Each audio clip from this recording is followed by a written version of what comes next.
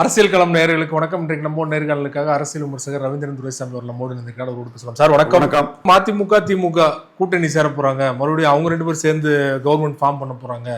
நைட்ல இருந்து பாத்தீங்கன்னா குருமூர்த்தி போட்டிருந்தாரு, இந்தியா டுடேல வந்து தப்பே இல்லையே வந்துகிட்டு இருக்கு. அதுக்கெல்லாம் வாய்ப்பு இருக்குன்னு நினைக்கிறீங்களா? முதல்ல வாய்ப்பு குறைவு தான், ஆனா தப்பு இல்லைன்னு நான் சொல்றேன். ஏன்னா அரசியல் அரங்கத்துக்குள்ள விஜய் பெரிய சக்தியான பிறகு விஜய்க்கு மாண்டேட் ஃபுல் மாண்டேட் கிடைக்கல. 3 பேர்ல யார் ஆளலாம்னா விஜய்னு சொல்லியிருக்காங்க. அவ்வளவுதானே தவிர 2-3 சேர்ந்து ஆளக்கூடாதுன்னு இல்லை. அப்படித்தான் எதியூரப்பாவுக்கு எதியூரப்பாவுக்கு எதிராக குருமூர்த்தி இதெல்லாம் உணரணும்.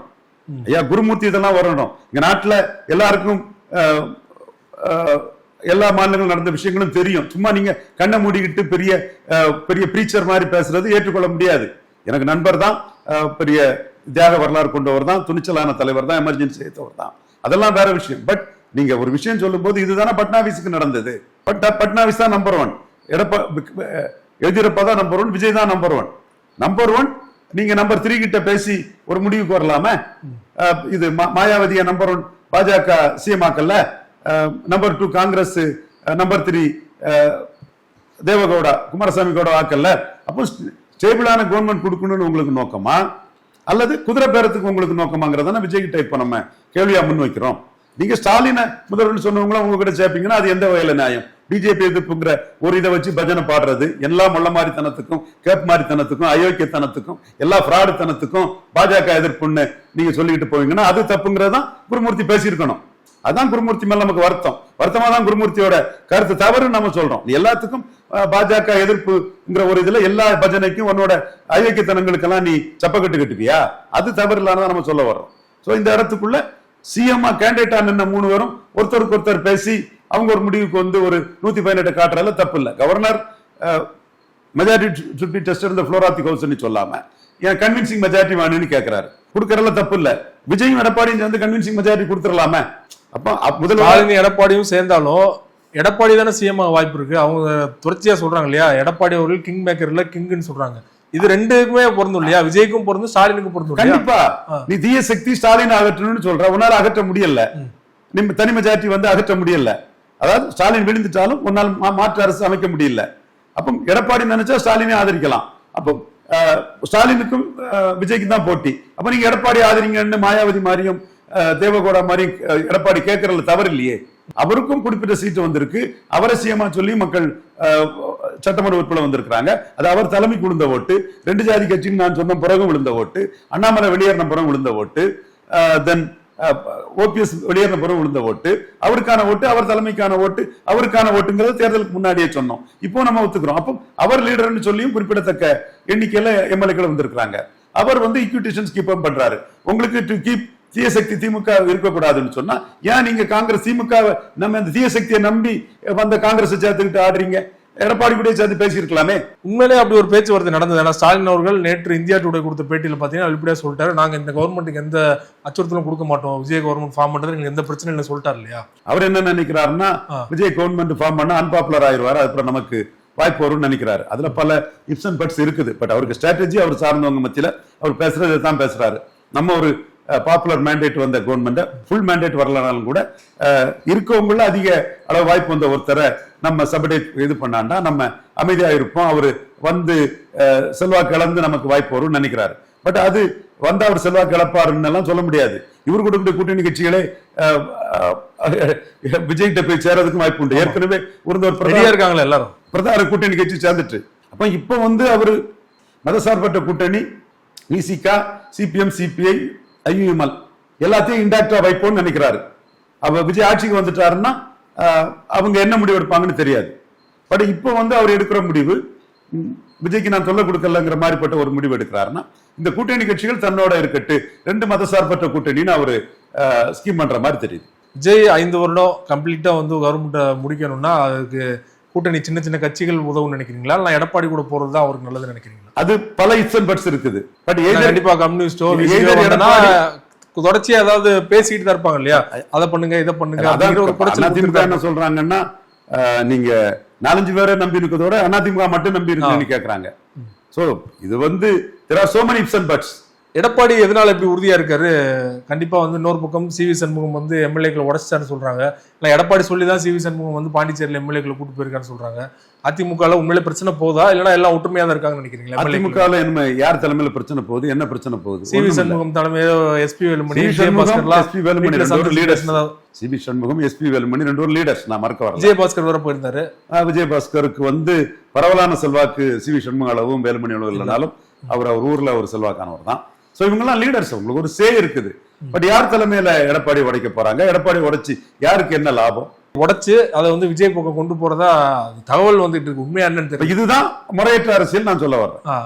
இதை விட நீங்க எடப்பாடி கிட்ட பேசி Vijay CM, Edappadi deputy CM, அல்லது ஸ்டாலின் வந்துடக்கூடாது, திமுக வந்துடக்கூடாதுன்னு விஜய் சிஎம் எடப்பாடி ஏத்துக்க மாட்டாரு. அதுதானே இங்க பிரச்சனை. அதுதானே யோசிக்கிறேன். அப்போ யாருக்கு மெஜாரிட்டி இல்லாத ஒரு சூழ்நிலை இருக்கிறதுல விஜய் பெரிய ஆளுங்கிறது தானே நீடிக்குது.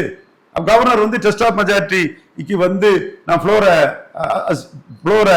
நான் அலாட் பண்ண மாட்டேன், நான் தான் டெஸ்ட் ஆஃப் மெஜாரிட்டி 118 வேணும், குதிரை பேரத்துக்கு நான் எதிரானவன்னு சொல்றாரு.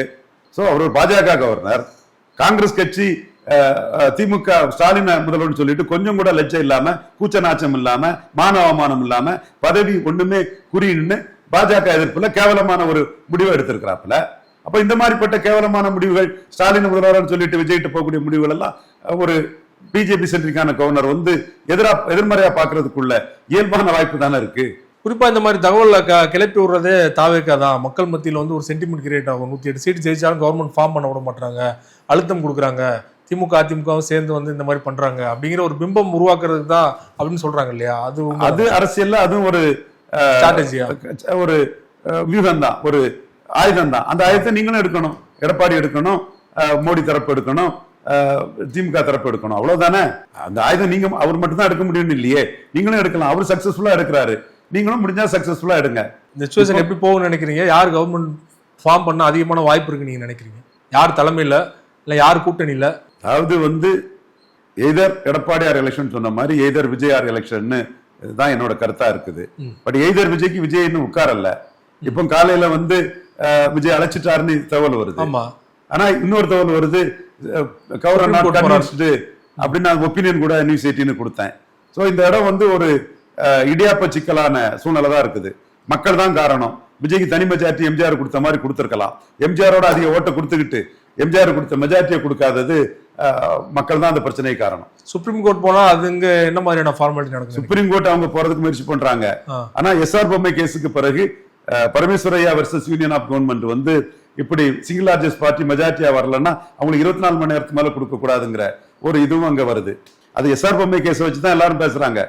2018 வந்த கர்நாடகா காங்கிரஸ் கமிட்டி தலைவர் எதியூரப்பாவை கூட்டதுக்கும் எதியூரப்பாவுக்கு 14 நாள் கொடுத்ததுக்கும் எதிராக சுப்ரீம் கோர்ட்ல அபிஷேக் மனு சிங்வி எல்லாம் போட்ட ஒரு கேஸ வந்து மையப்படுத்தி தான் இப்ப களம் வருது. அதை பார்த்தா விஜய்க்கு வந்து போதுமான டைம் கொடுத்துட்டேன்னு கூட கவர்னர் சொல்லிட்டு போயிடலாம். அந்த சுப்ரீம் கோர்ட் வழக்க பார்த்தா போதுமான டைம் கொடுத்தேன்னு கூட சொல்லிட்டு போயிடலாம். அந்த வழக்கு தொடர்பா நிறைய செய்திகள் வந்து கேசிய செய்திகளாக தான் வந்துட்டு இருக்குது. நம்ம அதுல வரத்தான் செய்யும் இந்த மாதிரிப்பட்ட தகவல் அப்படி இப்படின்னு நம்ம அவசரப்படாம அதுல நிதானமா தான் எல்லாத்தையும் அதை டீல் பண்ணும். நான் புரிஞ்சுட்டு நமக்கு எல்லாமே நிதானமா டீல் பண்ணக்கூடிய ஆளுங்கிறதுனால எந்த ஒரு பரபரப்பு செய்தியும் நண்பர்களோட வரும்போது அபிஷியல் கம்யூனிகேஷன் வந்ததா அதான் கேட்டேன்.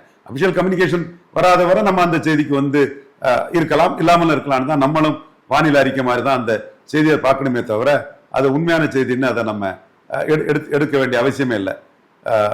அந்த வகையில தான் இன்னைக்கு உள்ள கவர்னர் அழைப்பு விடுத்துட்டாருங்கிற செய்தியை அபிஷியல் கம்யூனிகேஷன் வந்துட்டாருன்னா விடுத்துட்டார். அது இல்லைன்னா நீங்க சொன்ன மாதிரி பரபரப்புகள் வந்துட்டு தான் இருக்கும். அது கட்சிகளை இன்ஃபுளுன்ஸ் பண்ணதுக்கும் இருக்கும். பட் கட்சிகள் வந்து நான் சொல்ற மாதிரி சிங்கிள் லார்ஜஸ்ட் பார்ட்டி விஜயை கூப்பிடுங்கிற கருத்தை சொல்ற கட்சிகள் லெட்டர் ஆஃப் சப்போர்ட் இதுவரை கொடுக்கல. அப்ப நீங்க லெட்டர் ஆஃப் சப்போர்ட் இதுவரை கொடுக்கலன்னா அது வேற பேரத்துக்கு தானே அது வழிவகுக்குது. அதுதானே சுப்ரீம் கோர்ட் வேண்டாம்னு சொல்றான். G Parameshwara versus Union of India case வந்து 2018 ஆண்டு உள்ள அந்த பிடிஎஃப் நண்பர் காசிநாதன் ரொம்ப ஒரு லீகல் நாலேஜ் உள்ளவர், ஒரு திராவிட முன்னேற்ற கழகத்தை சேர்ந்தவர். சசிகலா அம்மையார் முதல்வரா பதவி பிரமாணம் வச்சா ஸ்டெபிலிட்டிக்கு கொஸ்டின் இருக்குன்னு ஒரு வெஸ்ட் பெங்கால் கேஸை கொடுத்து சென்னமேனி விசாரா அவர்கிட்ட அப்ஜெக்ஷனை கொடுக்கறதுக்கு எனக்கு அந்த டிராப்டிங்க பண்ணி தந்ததே அவர் தான். நானும் அட்வொகேட் தானாலும் கூட அவர் இந்த மாதிரிப்பட்ட இதுகளில் ரொம்ப எக்ஸ்பீரியன்ஸ் ஸ்டெரனியஸா கடுமையா உழைச்சி நுணுக்கமா போகக்கூடியவர். நான் ஒரு டெசல்ட்ரி அவுட்லுக்ல என்னன்னு பார்த்துட்டு போகக்கூடியவன். அவர் ரொம்ப 100% எல்லாமே பார்த்து பண்ணக்கூடிய ஒரு நண்பர். காசிநாதன் தமிழன் எக்ஸ்பிரஸ்ல இருந்தவர். அவர் எனக்கு கொடுத்த இப்பவும் அவர் தான் அனுப்பி விட்டார் அந்த ஞாபகப்படுத்தி. Justice A K Sikri, justice S A Bobde, justice Ashok Bhushan, இவங்க சிங்கிள் லார்ஜஸ்ட் பார்ட்டியா வரக்கூடியவன் பேரம் பேசுறதுக்கு வாய்ப்பு கொடுக்க கூடாது. பாஜக கவர்னர் கொடுக்கிறாரு, அதுவும் பாஜக அரசு, பாஜக கவர்னர் அரசு, சிங்கிள் லார்ஜஸ்ட் எதியூரப்பா. அப்போ அந்த சட்டத்தின் அடிப்படையில் அவங்க என்ன சொல்றாருன்னா 24 மணி நேரம் டக்குன்னு பிசினஸே இவருக்கு மெஜாரிட்டியா இருக்காங்கிறத பார்க்கணும்னு கொடுக்குறாப்புல. அதன் அடிப்படையில் செயல்படுறன்னு கூட இப்போ இவரு நம்ம கவர்னர் இப்போ பொறுப்பு கவர்னர் சொல்லதுக்கு வாய்ப்பு இருக்குது. ஸோ பொம்மை கேஸுங்கிற நிலைமை வேற. எதியூரப்பாவுக்கு எதிராக காங்கிரஸ் போட்ட சூழ்நிலைக்கு பிறகு வந்த நிலைப்பாடுங்கிறது வேற. ஸோ இந்த 2 ஸ்கூல் ஆஃப் தாட் இருக்கு. பெர்ராகேட்டிவ் ஆஃப் த கவர்னர். ஸோ அவருக்கு பெர்ராகேட்டிவ் ஒரு 118 கொண்டு கொடுன்னு கேட்கிறாரு. I'm not convince that you can run a stable government. இதுதான் சசிகலா அம்மையாருக்கு சென்னமேனி வித்யாசாகர் ராவ் எடுத்த ஸ்டாண்டு. உங்க மேல கிரிமினல் கேஸ் இருக்கு, at any time you may be convicted. So I'm not convince that you can run a stable கவர்மெண்ட்ங்கிறதான் எடுத்தாரு. வெஸ்ட் பெங்கால் கேஸ்ல அப்படி இருக்குங்கிறது காசிநாதன் நண்பர், சிவகங்கையோடு திராவிட முன்னேற்ற கழக மாவட்ட செயலாளர், தமிழன் எக்ஸ்பிரஸ் ஒரு முக்கிய பொறுப்புல இருந்தவர். அவர் கொடுத்ததான் நானும் கவர்னர்ட்ட கொடுத்திருந்தேன். அப்போ பலதரப்பட்ட கருத்துக்கள் இங்க வரும். அதே நீங்க சொல்லக்கூடிய இது ஜெயலலிதாவுக்கு பாத்திமா பிபி பார்க்கல, அப்பவும் அக்யூஸ்டா தான் இருந்தாங்க. அவங்களுக்கு ஸ்டேபிள் கவர்மெண்ட் கொடுக்கணுமா, கோர்ட் எடுத்து கண்ணிட்டானா என்ன ஆகுமாங்கிறது பார்க்கல. பட் சசிகலாவுக்கு பார்த்தாங்க. இப்படி பல விஷயங்கள் அதுல இருக்குது. இந்த வகையில கன்வின்ஸ் மீ வித் நம்பர்ஸ்ங்கிறது இந்த கவர்னர் இருக்கிற மாதிரி தெரியுது. கிளியரா கவர்னர் வச்சு பாஜக கேம் ஆடுறது எல்லாம் தெரியுது. ஆனா விஜய் அவர்கள் ஏன் வெளிப்படையா அதை பேச மாட்டாரு நினைக்கிறீங்க? பேசி ஏன் பயக்கணும், பாரகூட ஏமாதுன்னு அவர் நினைச்சிருக்கலாம். கிளியரா அவங்க ஏன் ஒரு அவ்வளவு பேச்சு பேசினவர் ஏன் பாஜக பேச மாட்டாரு நினைக்கிறீங்க? தேர்தலுக்கு முன்னாடியும் பேசல, இப்பயும் பாஜக குறைச்சல் இந்தியா மாறிப்பட்ட ஒரு நாட்டுல மத்திய அரசு ரொம்ப வல்லமை வாய்ந்தது. இந்திரா காந்தி எத்தனை பேர் பேசிட்டாங்க, புரியுதுங்களா? சோ அதனால ஒரு ரொம்ப சக்தி வாய்ந்த ஒருத்தரை உடனே பேசணும் கம்பல் பண்ண முடியாது. சோ இந்த டாக்டிக்ஸ் தான், இது ஒரு டாக்டிக்ஸ் தான். நீங்க சொன்னா பாஜக விஜய் கள்ள உறவுன்னு கூட ஸ்டாலின் சொன்ன மாதிரி சொல்லலாம். இப்போ பட் ஒரு லிமிட்டுக்கு தான். யார் பேசுவார்? ராகுல் பேசுவார். ஏன்னா மோடி போனா அவர் பிஎம் ஆயிரலான்னு நினைச்சு பேசுவார். ஸோ அந்த பிஎம் டெசிக்னேட்டா இல்லாத யாரும் ஒரு பிஎம் பெரிய அளவுக்கு எதுக்க மாட்டாங்க. அதே மாதிரி சீஃப் மினிஸ்டரை எதுக்குவதும் நேரடி எதிர்கட்சி தான் கடுமையாக எதிர்ப்பாங்க. மற்ற கட்சிகள் தங்களுக்கு எப்படி பேரம் பேசி எப்படி போறதுங்கிறதான் பாமக மற்ற கட்சிகள்லாம் அது பண்ணுவாங்க. ஸோ அந்த வகையில நாம தமிழக சிஎம்மா உட்காருங்கும் போது பாஜகவை இப்போ கன்ஃபரன்டேஷன் போகாண்டாங்கிற ஒரு இதை விஜய் எடுத்திருக்கலாம். நிறைய ஒரு கேள்வி, பாஜகவோட நீங்க நெருங்கி பழகக்கூடியவர் தான், பல விஷயங்கள் நீங்களே வெளிப்படையா சொல்லியிருக்கீங்க. ஸோ பாஜக விஜய்கிட்ட என்ன எதிர்பார்க்குறாங்க? அதிமுக உடஞ்சு பாதி எம்எல்ஏக்கள் விஜய்கிட்ட போகணும்னு நினைக்கிறாங்களா? விஜய் அவர்கள் ஆட்சி அமைக்கணும்னு நினைக்கிறாங்களா? இல்லைன்னா என்ன பாஜகவோட திட்டம் தான் என்ன விஜய் வச்சு? மோடிக்கு நன்மையை பிரதானமா வச்சு சிந்திக்கக்கூடியவன் ஆர்டி. என் கருத்துக்கள் பல இடங்கள்ல மோடி கிட்ட வெற்றி பெற்றிருக்குது. சசிகலா விஷயத்துல குருமூர்த்தி, சுப்பிரமணிய சாமி, இல்ல கணேசன் ஜி, எங்க அண்ணன் பொன் ராதாகிருஷ்ணன் எல்லாத்தையும் மீறி வெற்றி பெற்றிருக்குது. இப்போ ஆடிட்டர் குருமூர்த்தி ஒரு கருத்து சொல்றாரு. அந்த கருத்து நானே சொல்றேன். பப்ளிக் ஒப்பீனியன் சிங்கிள் லார்ஜஸ்ட் பார்ட்டியை கூப்பிடணும்னு. ஸோ பப்ளிக் ஒப்பீனியனை வச்சு சேகர் குப்தா அவரு எமர்ஜென்சி எல்லாம் எடுத்து அவர் ஒருத்தர், அவரும் குருமூர்த்திக்கு கருத்தை சேகர் குப்தாவும் என்டால்ஸ் பண்றாரு. பட் நான் மோடிக்கு நன்மை எதுங்கிறதும் மோடி கிட்ட நான் என்னோட கருத்தை ஏற்கனவே சொல்லியிருக்கிறேன். பட் பப்ளிக் பெர்செப்ஷன்ல ஒரு சிங்கிள் லார்ஜஸ்ட் பார்ட்டியை தடுக்கிறாங்கிறது தவறுங்கிற மாதிரியும் பண்றாரு. அப்போ அந்த இடத்துக்குள்ள குருமூர்த்தி கிட்டையும் சேகர் குப்தா கிட்டையும் நான் கேட்கறது, ஸ்டாலின் முதல்வர்னு சொன்ன காங்கிரஸ் எப்படி விஜய் கிட்ட போச்சு, அதை சொல்றதுக்கு நீங்க ஏன் நேர்மையா இல்லைங்கிறது கேட்கிறேன். எனிவே அரசியல் கட்சி தலைமைகள் தங்களுக்கு என்ன லாபம், பாஜக விஜய் கிட்ட என்ன எதிர்பார்க்கறாங்க அப்படிங்கறத நான் கேட்டேன். அரசியல் கட்சிகள் தலைமைகள் தங்களுக்கு என்ன லாபமோ அதுக்கு தக்கனதான் பண்ணுவாங்க. மோடிக்கு என்ன லாபம் என்ன பண்றாருங்கிறத பொறுத்திருந்து பார்ப்போம். மோடிக்கு எது லாபம்ங்கிறத மோடிக்காக நான் என் கருத்தை அவர்கிட்ட பிரசன்ட் பண்ணிட்டேன். பாஜக ஈல்ட் ஆயிடுவார் நினைக்கிறீங்களா விஜய்? பாஜக டிமாண்ட் அது நம்ம என்னங்கிறத நம்ம ஜட்ஜ் பண்ண முடியாது. மோடிக்கு எது எது லாபங்கிறத நான் பிரசன்ட் பண்ணிட்டேன். இப்ப நீங்க குருமூர்த்தி போன்றவங்க ஸ்டாலின் எதிர்ப்புங்கிறதுக்கு பிரதானம் கொடுப்பாங்க. நம்ம குருமூர்த்தி அல்ல, ரவீந்திர துரைசாமி மோடியை லீச்சுன்னு சொன்னா பிரியங்கா இந்திரா காந்திக்கு பேத்திய லீச்சுன்னு சொல்லக்கூடியது நம்ம தான் தமிழ் மண்ணில். ஸோ நம்ம மோடிக்கு லாபத்தை மட்டுமே சொல்லி இருக்கிறோம். என்ன வருது ஏது வருதுன்னு பொறுத்திருந்து பார்ப்போம். we cannot do and undo things but we'll fight. we are fighter. எத்தனை பேர் இருந்தாலும் நம்ம ஃபைட்டை நம்ம பண்ணுவோம். ஏன்னா நம்மளோட ட்ரெடிஷன் நம்மளுடைய வழக்கம் எல்லாமே ஃபைட் டு த ஃபினிஷிங் எல்லாம் நம்ம ஃபைட் பண்ணக்கூடியவங்க. அந்த ஃபைட்டு மோடியை நம்பி தான் நம்ம ஃபைட் பண்ண முடியும். மோடி கிட்ட ரெட்டலையை ஃப்ரீஸ் பண்ணுன்னு சொல்லும்போது சசிகலாவை அடிக்கிறதுக்கு உதவுன எடப்பாடியை நம்ம ஒண்ணும் பண்ணாண்டான்னு எடப்பாடியை அவர் காப்பாத்தி விட்டாரு. இப்பவும் எடப்பாடி தான் அவருக்கு ஒரு அலையாட்டு இருக்கிறாரு. நேத்து மே மாசம் 4ஆம் தேதிக்கு மேல நான் எடப்பாடி எதுக்குறதுல வேற வழி இல்லை. ராகுல் விஜய் சேர்ந்த பிறகு மோடிக்குன்னு ஒரு அலையா இருக்கிறது எடப்பாடி பழனிசாமி தான். சோ இந்த இடம் வந்து மே 4க்கு மேல பொலிட்டிக்கல் சிச்சுவேஷன் மாறிட்டு, இந்த மாறுபட்ட சிச்சுவேஷன்ல மோடிக்கு எது நன்மையோ அதை நம்ம சொல்றோம். குருமூர்த்தி ஆன்டி திராவிட மாட்டு அவர் இருக்கிறாரு. அது இருக்குது, அவர் தப்பு இல்லை. அவருக்கு உணர்வு, நமக்கு ஒரு உணர்வு இருக்கும் போது அவருக்கு ஒரு உணர்வு இருக்கு, நம்ம தப்பு நம்ம சொல்ல முடியாது. அவர் உணர்வு அவர் காட்டுறாரு. பட் காங்கிரஸ் ஸ்டாலின முதல்வர் சொல்லிட்டு விஜய்கிட்ட போறது அயோக்கியத்தனம். அந்த அயோக்கியத்தனத்தை கண்டிக்காதவங்கள என்ன சொல்லுங்கிறத மக்கள் பார்வைக்கே விட்டுறேன். காங்கிரஸ் தரப்புல என்ன சொல்றாங்க, நாங்க வந்து தேர்தலுக்கு முன்னாடி விஜயோட கூட்டணி போயிருந்தோம்னா நேரத்துக்கு விஜய்க்கு மெஜாரிட்டி கிடைச்சிருக்கும், நாங்க தமிழ்நாட்டுல பரவாயில்ல பல சீட் ஜெயிச்சு. அது யூகம், அது யூகம், அது இருக்கலாம் இல்லாமல் விஜய் ப்ரூவ் பண்ணிட்டார் இல்லையா? அப்போ அது யூகம். நீ வந்து அது உனக்கு நம்பிக்கை இல்லாம தானே இங்க போன. நம்பிக்கை இருந்தா அங்க போயிருக்கலாமா? யார் உன்னத்தை கையை பிடிச்சு தடுத்தா? நீங்க தானே ஸ்டாலின் தானே ஜெயிப்பாருன்னு சொன்னாங்க. ஸ்டாலினை வச்சு 5 பேர் ஜெயித்துக்கிட்டு இன்னொருத்தட்ட போறது எந்த வகையில நியாயம்? இப்ப ஸ்டாலின் எடப்பாடி கூட டீல் பண்ணாருன்னா அவரும் ஒரு தலைவர், எடப்பாடியும் ஒரு தலைவர், அந்த அவங்களுக்குள்ள நியாயமான முறையில் டீல் பண்ணலாம். விஜயும் எடப்பாடி டீல் பண்ணா அவங்க டீல் பண்ணிக்கலாம். நீங்க எடப்பாடிய முதல்வர்னு சொல்லிக்கிட்டு நீங்க விஜய் கிட்ட போனீங்கன்னா அது அயோக்கியத்தனம் இல்ல. அதைத்தான் நான் சொல்ல வரேன். நீங்க வந்து நீங்க மக்களை சந்திக்கிறது எடப்பாடி முதல்வர் சந்திச்சுக்கிட்டு அன்புமணி விஜய் கிட்ட போயிருப்பாருன்னா எவ்வளவு கேவலமா அன்புமணி விமர்சிப்பாங்க. அப்ப இந்த அன்புமணி யோக்கியமா இருக்கிறாரு, நான் எடப்பாடி முதல்வர் சொன்னேன், ராஜ்யசபா வாங்கினேன், நான் எடப்பாடி கூட பண்ணு ஒரு டீசன்ட் ஒரு அரசியல் பண்றாரு. அப்ப அன்புமணியை பாராட்டிக்கிட்டு காங்கிரஸ்காரன் ராகுல் பண்ணது அயோக்கியத்தனன்னு துக்ளக்லையாவது எழுதுன்னு பேசணும் இல்லையா? அது ட்வீட் போடணும் இல்லையா குருமூர்த்தி போன்றவங்க? அப்ப நீங்க நாகரிக அரசியல், உண்மையான அரசியல் சொல்லலாம். வெளி வேடம், கபட வேடதாரம், இவ்வளவுதான் உங்களுடைய இன்டெலக்சுவல் இன்டெகிரிட்டி எல்லாம் ஆகுது. அதைத்தான் நான் சொல்றேன். இது பாமக செய்தா எவ்வளவு விமர்சனத்துக்குள்ளா இருக்கும். பாமக எடப்பாடி சொன்னவங்க நம்பகமா நாணயமா இருக்கிறாங்க. இவங்க வந்து ஸ்டாலினை சொல்லி 5 சீட்டு வாங்கினவங்க நண்பகத்தன்மையற்றவராட்டு, புதுவில குத்தக்கூடியவங்களாட்டு, எந்தவித அரசியல் நெறிமுறைக்கும் ஆட்படாதவங்களா இருக்காரு. அந்த இடத்துல விஜய் கூட குறை சொல்லல. அவருக்கு 5 எம்எல்ஏ வருது, கொஞ்சம் வாக்குகளோட கட்சி வருதுன்னா அவருக்கு லாபம் தான். நீ தப்பு பண்ணது இதுல காங்கிரஸ் நான் சொல்ல வர்றேன். சோ இந்த இடம் விஜய் வந்து இந்த மாதிரிப்பட்ட குதிரை பேர அரசியலுக்கெல்லாம் நிற்காம, பேரரசியல் உள்ளாட்சி தேர்தலில் பங்கீடு 29 கூட்டணி எல்லாம் நிற்காம ஆட்சி அமைக்கிறதுக்கு எடப்பாடி கிட்டே பேசியிருக்கலாம். இப்போ காங்கிரஸ் வந்து நேற்று பனையூர்ல போய் விஜய் அவர்களை சந்திச்சு ஆதரவு கொடுக்கலன்னா, ஒருவேளை விஜய் வந்து வேணாம் நம்ம வந்து சட்டசபையில பாத்துக்கலாம் அப்படின்னு சொல்லியிருந்தாலோ நேரம் வந்து ஃபார்ம் பண்ணிருக்கலாமா கவர்மெண்ட்? ஆளுநர் வந்து என்ன வாரீங்க, காங்கிரஸ் சேர்த்துக்கிட்டதுனால பாஜக கோவப்பட்டுட்டு கவர்னர் அழைக்கலன்னு நீங்க சொல்றீங்க. அது விஜய் எடுக்க வேண்டிய முடிவு, விஜய் அதுல எடுத்திருக்க வேண்டிய முடிவு. விஜய் அதுல வந்து இல்ல அப்படி நடந்திருக்குமான்னு நான் கேட்கல. விஜய் அதுல வந்து என்ன நினைச்சிருக்கலாம்னா, மைனாரிட்டி கவர்மெண்ட் நம்ம நடத்தாண்டா, மைனாரிட்டி கவர்மெண்ட் நடத்தினா நமக்கு பிரஷர் போடுவாங்க, 4 எம்எல்ஏக்கள் சேர்ந்துக்கிட்டு கும்மி அடிப்பான், நம்பிக்கையில்லா தீர்மானம் கொண்டா வந்தா 5 பேர் எழுத்து ஓட்டு போட்டா போயிடும். அப்போ நம்ம ஒரு ஆட்சி பண்ணி அது நம்ம ஆட்களே நம்மளை கவிழ்த்தா அது வந்து அசிங்கமா போயிடும்.